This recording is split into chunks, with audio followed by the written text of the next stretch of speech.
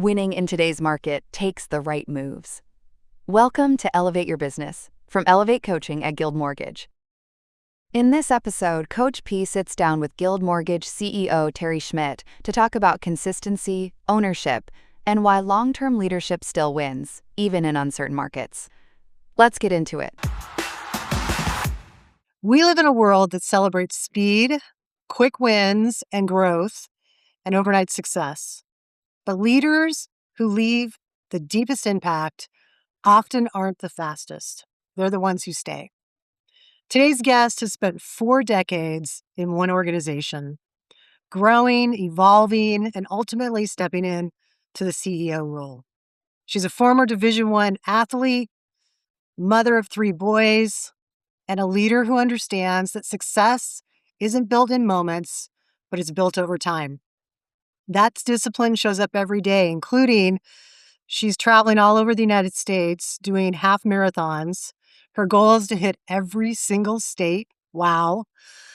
She also likes to go to concerts and she likes to play golf, showing us that it's not always about business, right? We're going to have some fun.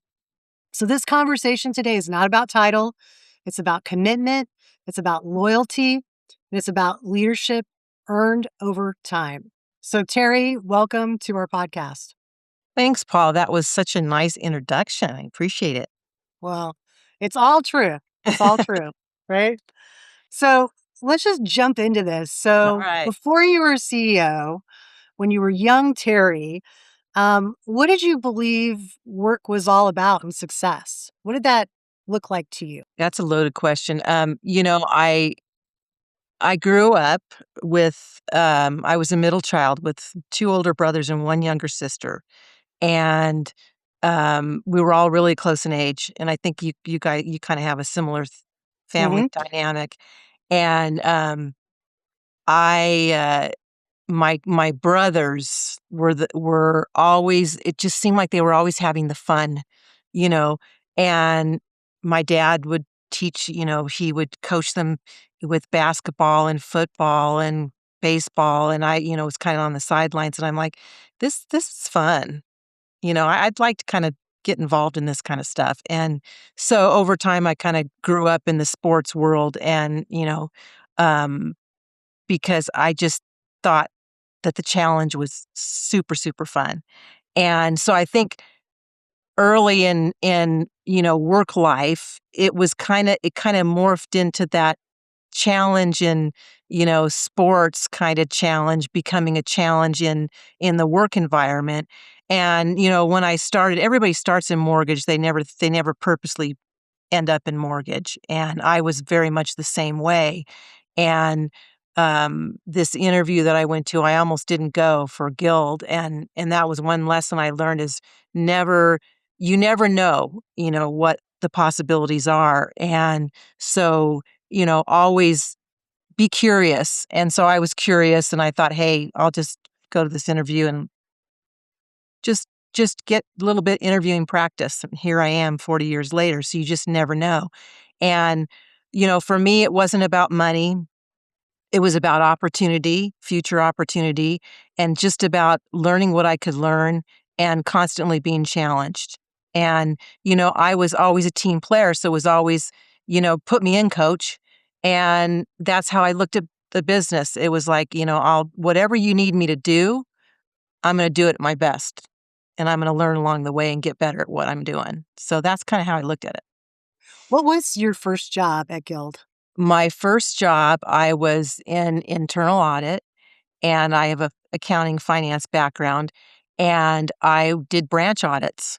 That was my first job, and then ended up doing just all kinds of different um, audits around the company, learned servicing. We had a timeshare division. We owned a real estate franchise back then. So there was a lot of different moving parts, and, the industry, is constantly changing, as we all know.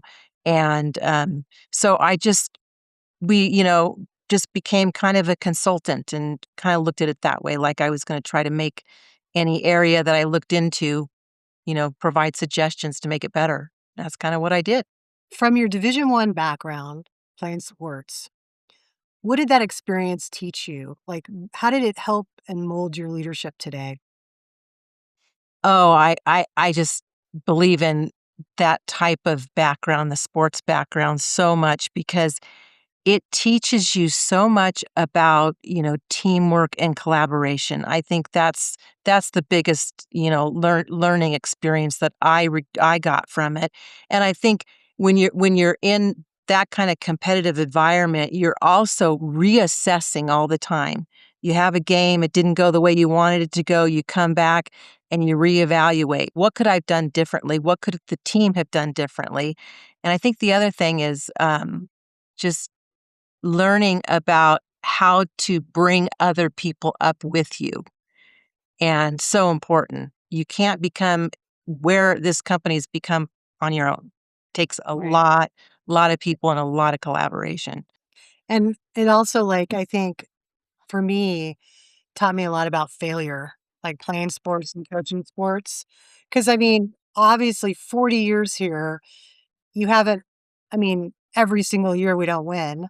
I mean, there's things that change in the industry. And so, how did sports help you with, just dealing with sometimes having some failure, whether it was maybe in something you were doing in your job or the company as a whole?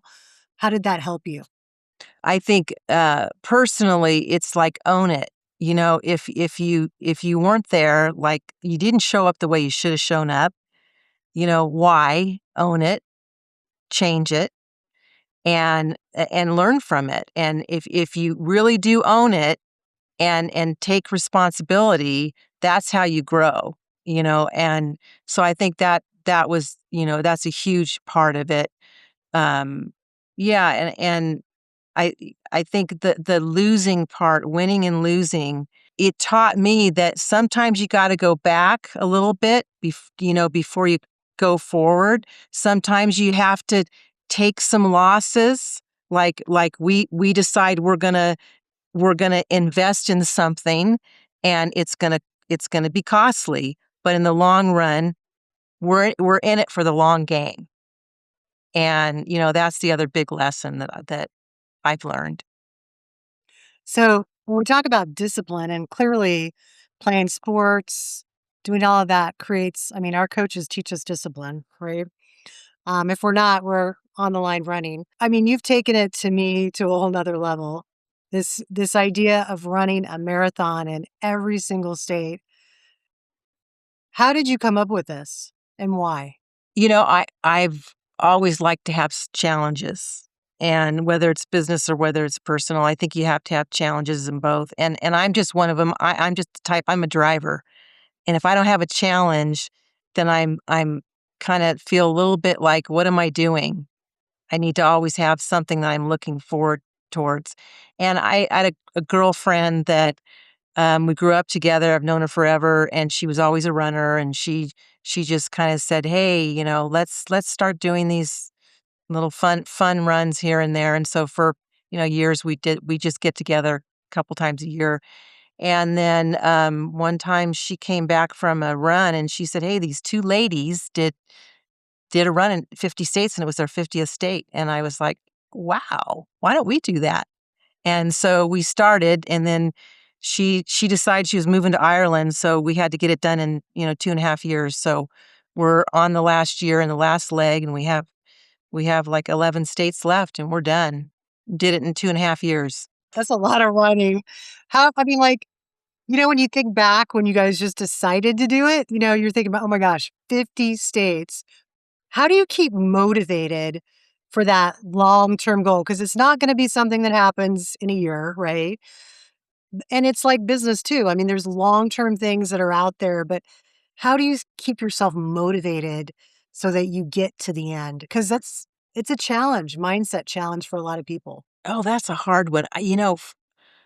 For me, I naturally think of, a long-term goal. That's just the way I think.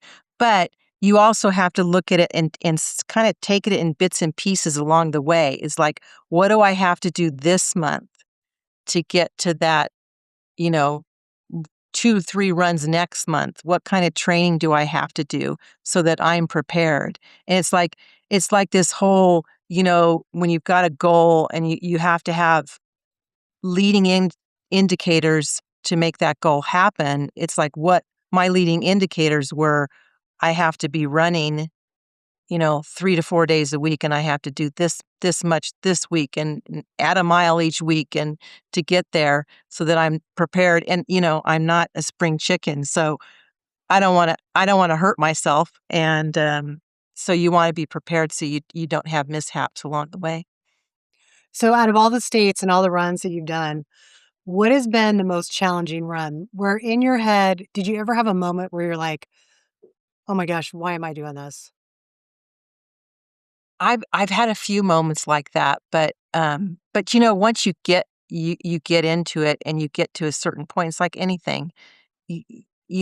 Giving up doesn't feel good. Right. What feels good is finishing. I would say the hardest one was La Jolla in San Diego. This thing, it's like 75% all uphill, and it's brutal. Which can happen in business too, right? When we're going uphill and Oh keeping our yeah, minds. and we it's like guild. We've challenged people to do things that I don't think they ever thought they could. Mm-hmm. But you put a plan together and you start driving towards it, and then before you know it, you're way along the path, and you're like, wow, we can really make this happen. Yeah.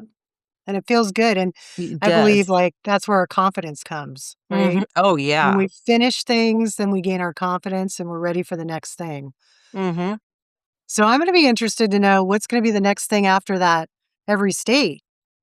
Like, how can you beat that one? I don't know. You know what How I about think? playing golf in every state? Yeah, I was thinking that. What I thought about was um, golfing in every state, and along the way, stopping and seeing every concert venue that I've ever wanted to see. So do a twofer, Yeah, two the for two one. for one. Yep. You're always an overachiever. Okay, so let's get into this long game 40 years at one company. I mean, it's unheard of because there's no pension at the end of this, right? And that used to be the motivation for a lot of Oh, people, for right? sure. You Yeah, know, yeah. and in our culture, even like in sports today, we've got the portal, and kids are moving around all over. They're not celebrating long term, right? Mhm. So, talk to me a little bit about that. Like, why did you stay? Like, why did you? I'm sure you had other opportunities. Oh gosh. Yeah, that's an interesting question because I think it is really, really rare. Um, first of all, I think that the industry itself really sucks you in. You just get um, so fixated and ex- just super into it. And um, when I started, the industry was still relatively a young industry. I mean, if you think about it, I started in mid '80s, and the industry, I think FHA and VA started in the '60s because most of the money came from banks before that. And the MBS market really didn't get established until probably the mid '70s. So in the mid '80s, it was still kind of the wild, wild west. and just the change that was going on in the industry was, so challenging. It made it really challenging and really interesting. So I think the ability to learn, just being a constant learner, was super fun. And I always felt like at Guild that I was contributing. It was never, I felt like what I was doing always added value to the business. And so that was really good too. And I just along the way always felt challenged. Which makes sense. I mean, that makes sense because just like doing the things that you're doing with your run, and the industry is not boring by any No. means. Like it's constantly changing and there's constantly a challenge. So, I mean, that completely makes sense. When you were, going from being an auditor and then what were some of the other roles that you had at Guild? So I started in auditing, and then I went over to finance and just worked my way up through the chain on the finance side. I started as assistant controller, then controller, CFO, and then it's probably 5, 6 years ago, I became COO, and then it's been 3 or 4 years, COO, president, kind of together, and then it's been 3 or 4 years as CEO. Which job has been your favorite? The transformation from CFO to COO, president, CEO, that was the most, I would say, rewarding for me, because it got me a little bit out of my comfort zone, to be honest, because I was more, on the finance side and, doing a back office type support. So it got me a little bit more out of my comfort zone and to be in front of more people. But I just have to say that, you know, what we've done here and that we've been able to continue to grow this company, that's what's been so exciting for me, more than just the title and the, you know, where what areas in the company I've been. Just the I love the growth aspect of the business. And, we've put everybody to a lot of big audacious goals that we've actually, met. And, I feel like I was, with my background, had a little bit more of an ability to say, "Hey, you know what? This is the direction this company has to go, and this is why." And again, maybe we had to take a few steps back to to go forward, but look at where we are now. I mean, it's pretty exciting. When did leadership, I think as we're all growing in our careers, people are trying to prove themselves, right? Sure. When did that shift from proving yourself in your different roles to being more like, I need to be responsible for others, that I need to be thinking about how am I responsible for everybody else as a leader? I would have to, looking back, I'd have to say that when the company was solely owned up until 2007 by a man named Martin Gleisch, and he came to us and Marianne and I in 2005 and basically said, "I got to sell the company because I'm, going blind and I can't do this anymore, and it's no fun." And so we had to go out, and figure out how to keep this company together. Because back in those days, normally, if you had a servicing platform and you had an origination platform, the servicing book was sold separately and the platform was absorbed by some other company. And so, we felt like we had something special and we could do something more with this company. But then all of a sudden I'm responsible for 500 people and their families, and the decisions that we make are going to impact a lot of people. And that was probably the the most impactful time in my career, where I realized this is way more than what I'm contributing to this organization. Now I have to think about, and you don't ever go back. Once you get to that, type of thinking, it really becomes, I've got people that, are relying on me to make the right decisions, and it impacts a lot of people. And then, you don't go back and you want to see all those people, you know, thrive. And for me, every time we get a new person that comes to Guild, I feel the same way. It's like I have to make sure that they trusted me, that this is the right decision for their future. I need to make sure that it stays that way. Yeah. It's a huge responsibility, but it is a shift, when you get into leadership. Mhm. So all through this time, you also were a mother of 3 boys. And I can't even imagine because I just have one son, and that was a lot. But you had 3, and I'm sure they had activities and all sorts of things. Like, how did you balance, you know, your responsibility as a mom as well as your responsibility at Guild? I had a lot of help for one. And, my husband, we've been married for 35, 34, 35 years. I lost count. Um, Yeah. and he's been a great partner as far as, helping with me with our kids. And grow. And I never felt like I really missed out, with my kids. And I felt like, I could always be the mom, be mom. But I learned a lot from being a mom that helped me in business. When you're super driven, sometimes you don't you're not as aware of your surroundings. And when you have children and you're the one that's the one caring for them and helping them develop and grow, it does give you a little bit of a different mindset.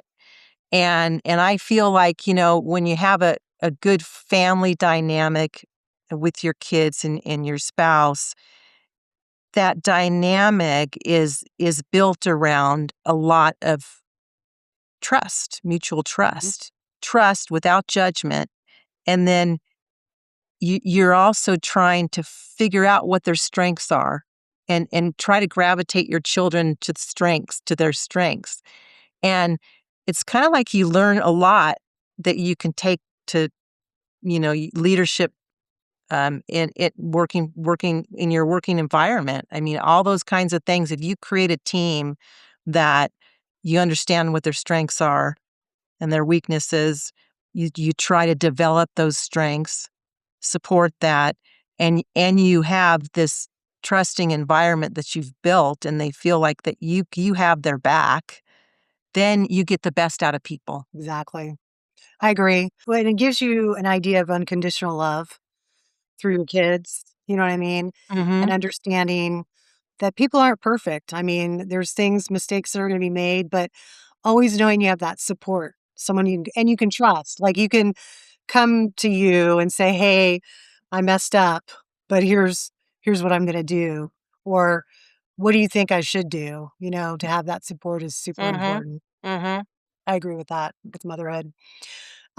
You also love going to concerts, as you mentioned, and golf, which I appreciate. Those are 2 of my favorite things to do too that I learned about you. Um, what do those 2 things give you outside of work? I think we all have to have outlets. You have to have things and interests and, other things that are gonna take you away from work to you gotta reset your mind, constantly. And golf, couple things. I come from a family of golfers, so it was always kind of out there. And, then I had 3 boys. So I'm like, "What am I gonna do with 3 boys?" And they're all adults, and so, they'll spend a day golfing with me that I probably might not get. And so before then, I was kind of the odd man out a little bit, but, now I fit right in. And so that was good.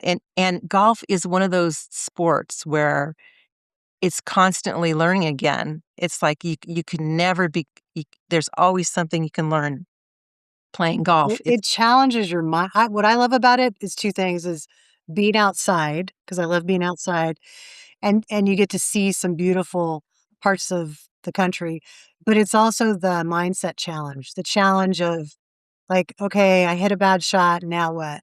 And not Yeah. letting it take you down and ruin your whole game. Oh, Like, you get yeah. another shot. Yeah, and if you're not and then the focus, if you have to take your mind away from everything else, because if you don't, you're not gonna hit that little white ball. No, yeah, and it's really bad when you don't. Yeah. What's the best concert you've ever been to? Oh gosh, I'm gonna date myself on this one. That's okay. Um, it was probably when I was in high school. It was dating myself. It was, Peter Frampton, Yes, and uh, I think it was Mason. What was his first name? I don't remember his first name, but it was 3, and it was at outdoor theater in Balboa Park. There was a little Balboa Stadium. It was amazing all day. It was so Do fun. you like going to like today's music? Is there anybody out there that you really like to follow? I not really. I mean, I Kind of like open all to all of it. it's I like a lot of the 70s, 80s through the 2000s, any type of music around that era, so it's pretty broad. But I think there's so much fun in live music and, watching, someone perform and you can just feel like a kid again. It's fun. Okay, I have a question. If you were to come back, would you rather be a rock star or a pro athlete, a pro golfer? Ooh, that's It's a a hard tough one. one. That's a tough one. I think I'd pick music before I'd pick golf. I'd pick golf. I don't think I'd want to be up there. I'd have to have a lot better voice. Let me tell you that. Oh, so would I. No question about that. 4 leaders, okay, who are they're doing all the right things. They're being consistent. They're working hard. Um, and but sometimes they feel unseen and they might be impatient. Okay. What do they need to remember um, to get to the finish line? Like to get to the next job? What are the things they need to remember? You know what I think being true to yourself, having goals, executing on them, and being consistent and thinking about the long game, not the short game. That's how you become, successful. That's how you become more visible and you get the recognition. It's just like when I was talking about this book, The 4 Disciplines of Execution, that I always talk about because I think it's such a good book. It talks about um, the leading indicators and the lagging indicators. The leading indicators, are all those things: doing the right thing, treating people the right way, being consistent, having your goals, setting them for you and your teams and, making them happen. And the lagging indicator is the recognition. And, it doesn't have to be recognition. It doesn't have to be your own recognition. It's the recognition watching the people around you even becoming more successful and better at what they do. And being purposeful, I think it's important. Love it. Well, I so appreciate you coming on our podcast. Um, we love you. We thank you for all your leadership and your vision and getting us always to the next place. Um, it's been fun. Today, I'm actually celebrating my 15 years here at Guild. Um, Congratulations. and I was like, it's the best decision I ever made. Oh, I know. I have to tell you, the first time somebody said, this is the job that I love and I'm never leaving Guild, I got goosebumps, and I still do to this day. That was a long time ago. Yeah, that has to be the best thing you could possibly hear. Yep, yep. Mm. All right. Thank Okay. you. Thanks, everybody. Thanks for listening to Elevate Your Business, a podcast from Elevate, the internal coaching program at Guild Mortgage. Glad you could be here for today's playbook. If you want to check us out, head over to guildmortgage.com and click About Us to find Elevate Coaching. Have a question or want to keep the play going? Visit us and send a DM on Instagram at elevatemortgagecoaching or leave a comment for us on YouTube. We're posting extra content, behind-the-scenes action, and everything you need to stay in the mortgage game. On Elevate Your Business, we share real stories and strategies from top producers to help you move forward. So ask yourself, what are you waiting for? It's time to elevate. Guild Mortgage Company, NMLS identification number 3274, NMLSconsumeraccess.org. Equal housing opportunity, equal opportunity employer. Arizona banking license number 0018883. Licensed by the Department of Financial Protection and Innovation under the California Residential Mortgage Lending Act. Massachusetts Mortgage Lender and Broker License Number MC3274. Licensed by the Mississippi Department of Banking and Consumer Finance. Licensed by the New Jersey Department of Banking and Insurance. Nevada Mortgage Company Number 1141. Oregon Mortgage Lending Number NL176. Rhode Island Licensed Lender and Third-Party Loan Servicer. Guild Mortgage Company, 5887 Copley Drive, San Diego, California, 92111. For licensing, visit guildmortgage.com/licensing. All loans subject to underwriter approval. Terms and conditions apply. Subject to change without notice. Elevate is an internal Guild Mortgage Company coaching program and not a separate entity. Podcast content is provided for informational purposes and based on publicly available materials or tactics used in the industry. The views, strategies, or opinions discussed do not necessarily represent those of Guild Mortgage Company or its affiliates. Intended for mortgage industry professionals only. Paula Nirschl, NMLS number 383396. Thank you for joining us on Elevate Your Business, a podcast for mortgage professionals brought to you by Elevate, the internal coaching program at Guild Mortgage.